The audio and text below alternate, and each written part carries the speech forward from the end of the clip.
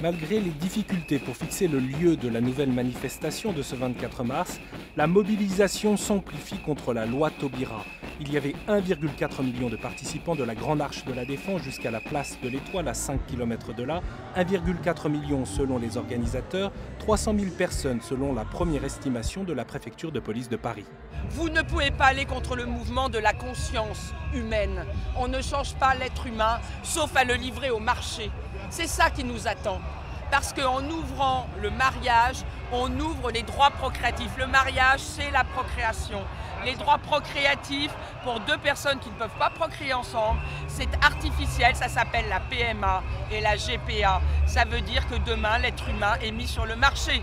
Tant que le gouvernement ne comprend pas que les Français ne veulent pas d'une filiation fictive, eh ben on continuera. Voilà. S'il faut 2 manifs et si ça suffit, tant mieux. Voilà. S'il en faut 3, il y en aura 3. La loi n'est pas loi de la République aujourd'hui et cette vision individualiste et matérialiste de la famille, filiation fictive, logique du pur individu, on n'en veut pas. Pour nous, la famille, c'est la structure de base, la cellule de base de la société. Eh bien, on le dira avec toute l'énergie et la vigueur qui sont les nôtres. C'est notre conviction, c'est l'intérêt de nos pays, c'est l'intérêt de nos enfants. On considère qu'on n'a pas été entendu, que le gouvernement a manqué de dialogue, montrer qu'on est capable aujourd'hui de se mobiliser pour un choix de société. Ça me paraît très important. En tant que citoyen français, je ne peux pas laisser la société se déliter et les valeurs auxquelles je crois être remises en cause. Parmi les centaines d'élus qui se sont joints au rassemblement, plusieurs sénateurs étaient présents, le Sénat qui s'apprête à examiner le projet de loi le 4 avril prochain. Le peuple veut être rassemblé, mais rassemblé contre l'adversaire, c'est contre le chômage. L'adversaire, c'est pas la famille. L'adversaire, c'est tout ce qui est aujourd'hui lié à la crise et qui fait que nous sommes dans une situation très inquiétante pour les Français. Rassemblons le pays sur ses convictions, faisons en sorte qu'on ne le divise pas. Voilà le choix de l'avenir, l'unité nationale pour la France et pas la division contre la famille. Merci à tous. Des élus de tous bords s'expriment désormais publiquement pour préserver le mariage civil homme-femme et contre la négation du fondement anthropologique de la filiation humaine. À gauche, comme à droite bien sûr, mais à gauche, il y a une majorité de gens qui réprouvent cette loi. Mais compte tenu de la discipline qui existe au niveau des partis, si vous voulez, un grand nombre d'entre eux n'osent pas s'exprimer à l'Assemblée nationale, n'osent pas s'exprimer au Sénat. Et c'est pour ça que nous demandons que les parlementaires puissent voter à bulletin secret de façon à pouvoir s'exprimer personnellement dans l'isoloir. Et si ça ne marche pas, eh bien nous demandons la réalisation d'un référendum pour que les Français puissent vraiment s'exprimer sur cette question. Autant de monde pour dire « mais Monsieur le Président, écoutez-nous », autant d'élus, je rappelle quand même un collectif comme le nôtre, 20 000 maires et adjoints au maire, qui disent la même chose, qui portent la même vigilance, qui interpellent le pouvoir de la même façon. Non, on n'est pas écouté. Donc cette fois-ci, je crois qu'il faut que la présidence de la République l'entende pleinement. Vous savez, le 15 janvier dernier, j'étais à l'Élysée avec 2 autres collègues maires. Nous avons été reçus par Madame Rivière. Nous lui avons dit « voilà ce que pensent les Français de ce projet, voilà leurs inquiétudes, voilà ce qu'en pensent les maires et les adjoints aux maires. On demande une véritable étude d'impact, on demande de réfléchir avant d'agir. Si on nous avait écoutés, on n'en serait pas là aujourd'hui. » Au-delà des stratégies politiques, un front commun s'affirme contre ce basculement de civilisation. La lettre des 170 juristes adressée la semaine dernière à tous les sénateurs le manifeste. Ces maîtres de conférences, avocats ou magistrats étaient représentés sur le podium par une délégation.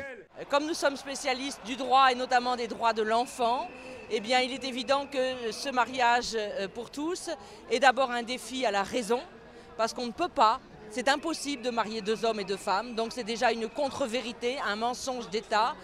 Deuxièmement, les droits de l'enfant sont sacrés, ils le sont par la Convention de l'ONU sur les droits de l'enfant, qui dit que tout enfant a le droit de connaître ses ascendants et d'être élevé dans la mesure du possible par eux.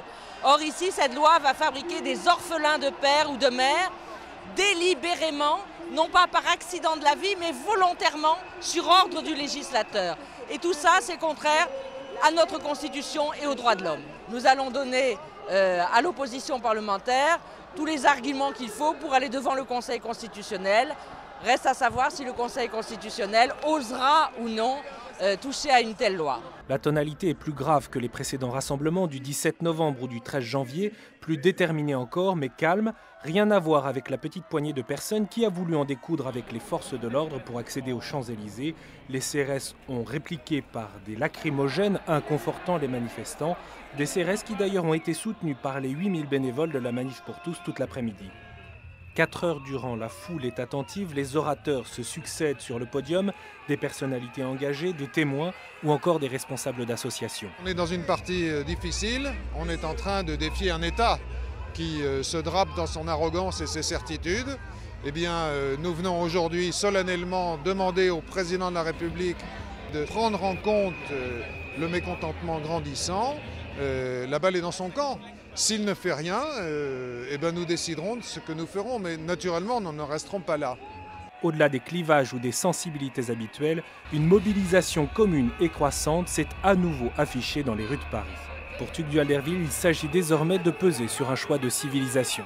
Je crois que l'élan historique du 13 janvier est confirmé aujourd'hui comme un élan en profondeur d'une France qui se réveille, qui se rebelle, hein, c'est vrai, mais qui se réveille parce que, au fond, les repères viscéraux auxquels nous sommes attachés en termes d'anthropologie, c'est-à-dire qu'est-ce que l'homme, qu'est-ce que la femme, de quoi a besoin un enfant, ces repères deviennent menacés. Et même la façon dont certains imaginent fabriquer des enfants au profit de désirs d'adultes et qui seront malheureusement vérifiés, contrôlés, des enfants comme des objets, eh bien cette perspective-là voit se dresser, je pense, un grand mouvement, un grand courant en tout cas d'écologie humaine.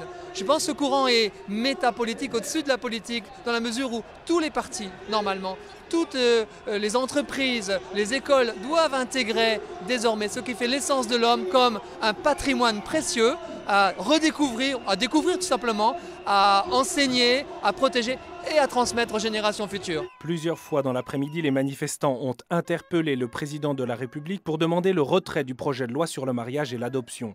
Avec son aplomb habituel, Brigitte Bardot a même tenté depuis le podium d'appeler l'Élysée au téléphone vers 18 h. Le président ne répond pas. Mais jusqu'à nouvel ordre, le processus législatif suit son cours. Le projet de loi sera donc examiné en première lecture au Sénat le 4 avril prochain. Tu es là, je suis là.